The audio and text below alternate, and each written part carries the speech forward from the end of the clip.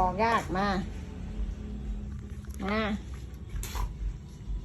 อาจามก่อนอะ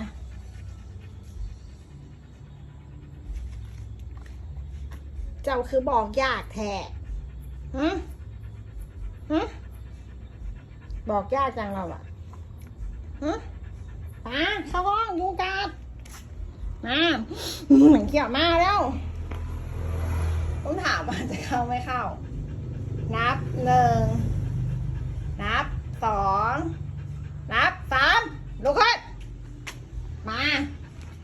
เร็วๆจะมาไม่มาเร็วๆ